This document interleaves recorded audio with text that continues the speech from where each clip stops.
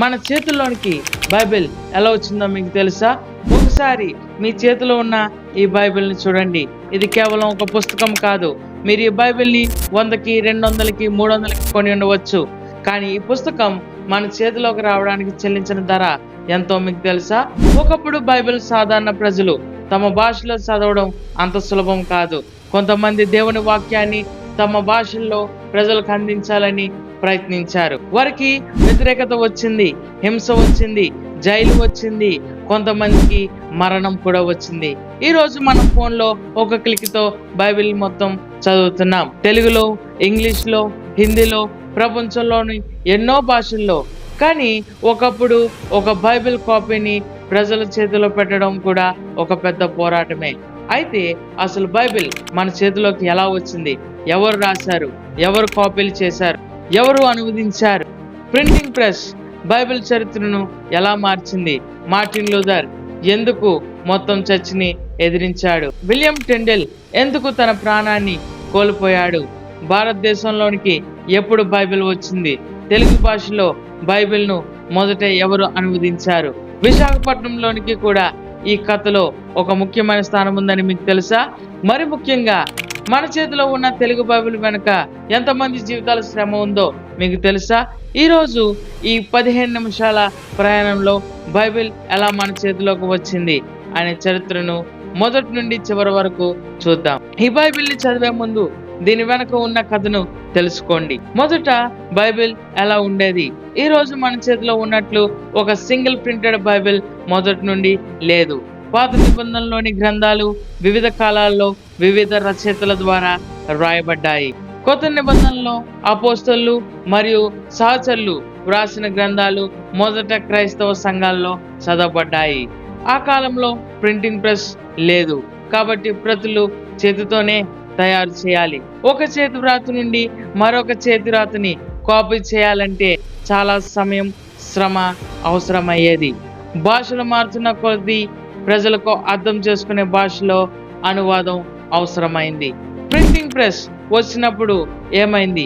15వ శతాబ్దంలో printing technology విస్తరించడం బైబిల్ చరిత్రలో ఒక పెద్ద టర్నింగ్ పాయింట్. ఇంతకు ముందు ఒక పుస్తకం కాపీ చేయాలంటే చేతితోనే వ్రాయాలి. ఇప్పుడు ఒకే రచనను అనేక కాపీలుగా ముద్రించవచ్చు. దీనితో దేవుని వాక్యం మరింత ఎక్కువ మందికి దగ్గర చేరే అవకాశం వచ్చింది. కానీ ఇంకా ఒక పెద్ద సమస్య అలాగే ఉంది.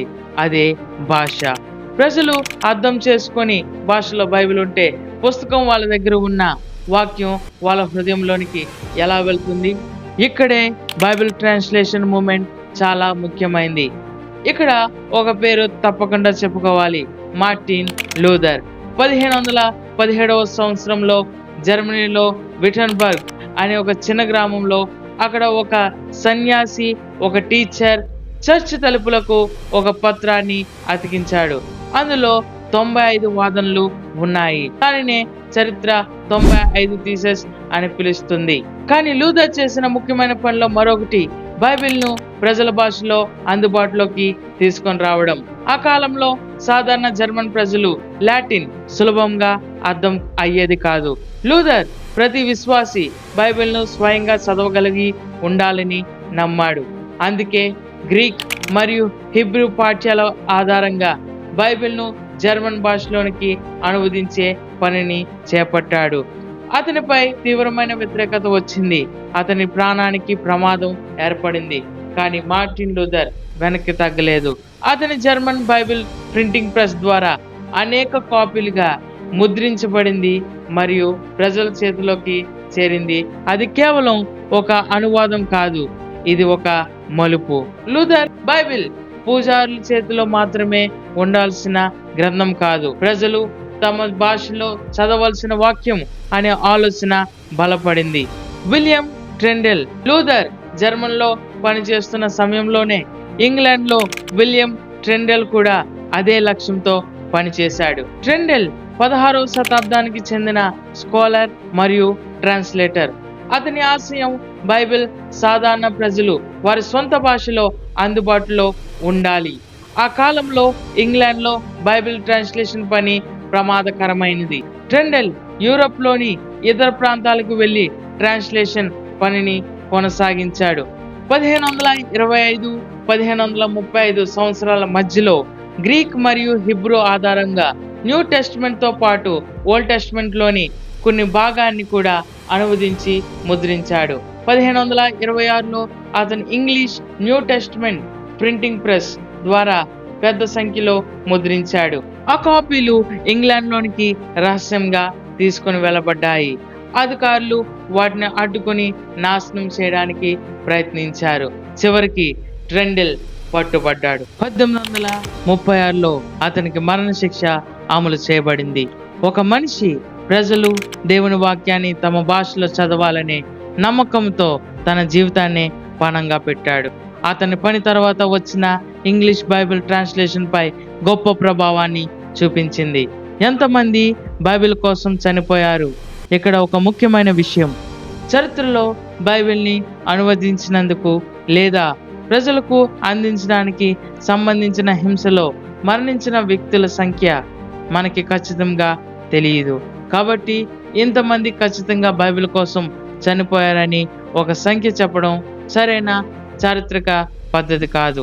అయితే Bible translators, reformers, printers, missionaries మరియు లేఖనాలు అందించడం కోసం పనిచేసిన అనేక మంది తీవ్ర వ్యతిరేకత, జైలు శిక్ష, హింసలు ఎదుర్కొన్నాడు.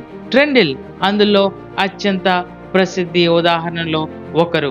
ఇంగ్లీష్ బైబిల్ హిస్టరీలో అతని సహచరుడు జాన్ కూడా 1555లో మరణశిక్షకు గురయ్యాడు. అంటే మన చేతిలోని బైబిల్ చరిత్ర కేవలం పుస్తకాల చరిత్ర కాదు, త్యాగాల చరిత్ర కూడా. బైబిల్ భారతదేశంలోనికి ఎలా వచ్చింది? భారతదేశంలో బైబిల్ చరిత్ర చాలా విస్తృతమైంది. వివిధ క్రైస్తవ సంప్రదాయాల ద్వారా శతాబ్దాలుగా స్క్రిప్చర్స్ భారతదేశంలోనికి వచ్చింది. భారతీయ భాషల్లో బైబిల్ ట్రాన్స్లేషన్ మరియు ప్రింటింగ్ విస్తరించడంలో 18వ-19వ శతాబ్దంలో మిషనరీస్, బైబిల్ సొసైటీ మూవ్మెంట్స్ ముఖ్యమైన పాత్రను పోషించాయి. ఇక్కడే ఒక గొప్ప పేరు, William Carey.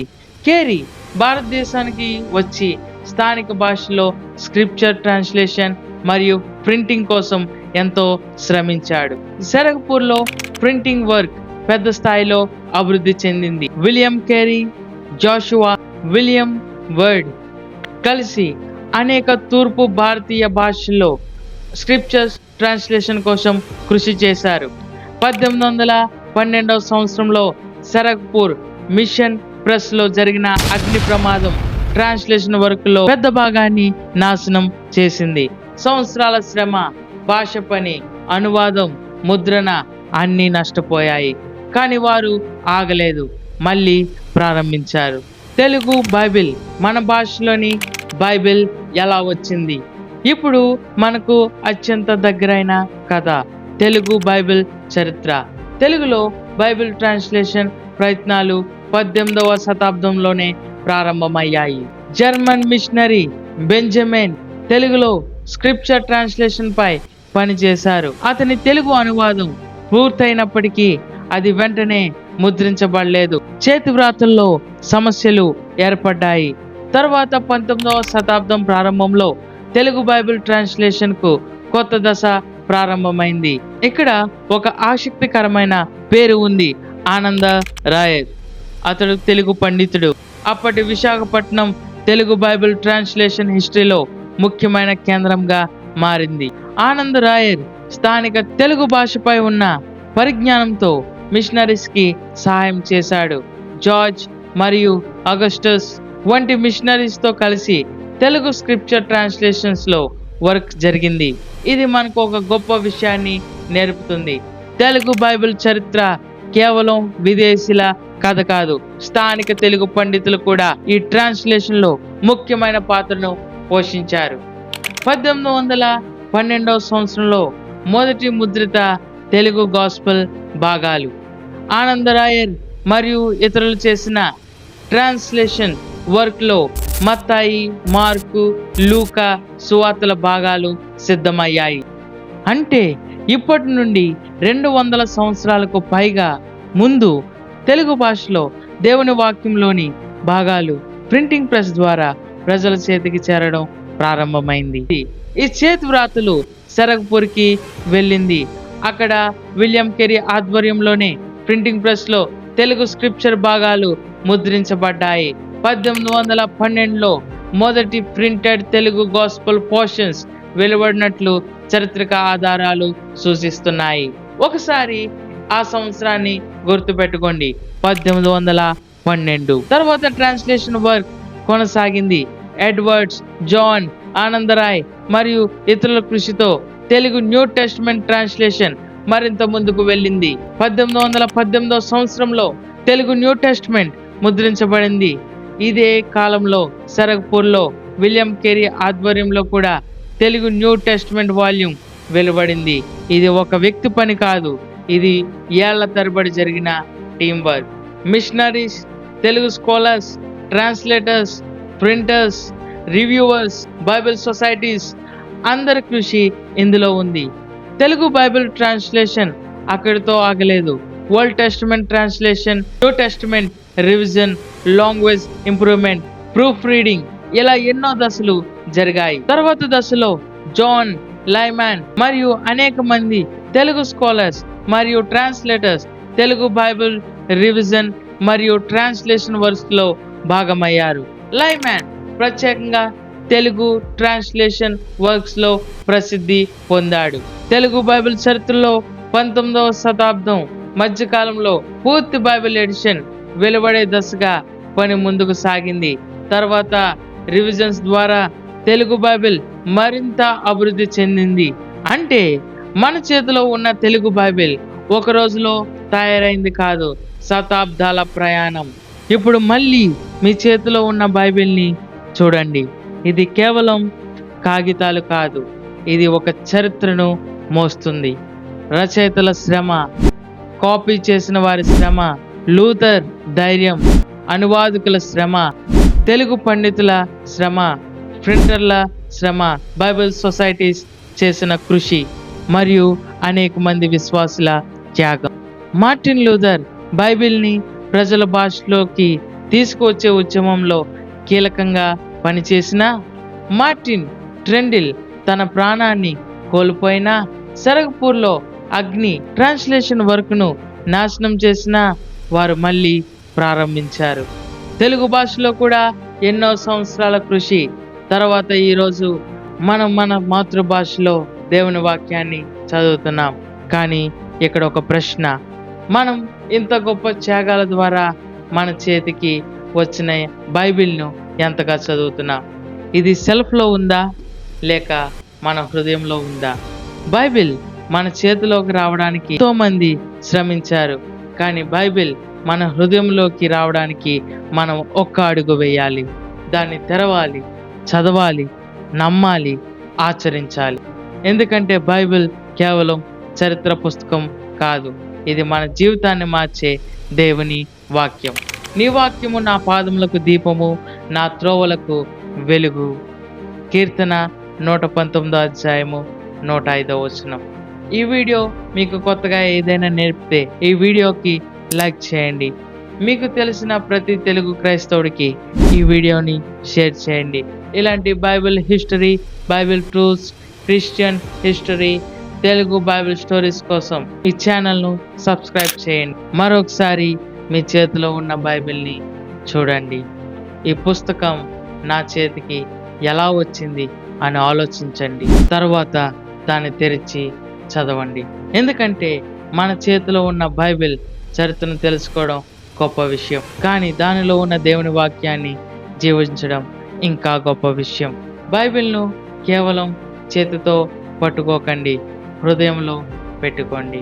Praise the Lord. God bless you all.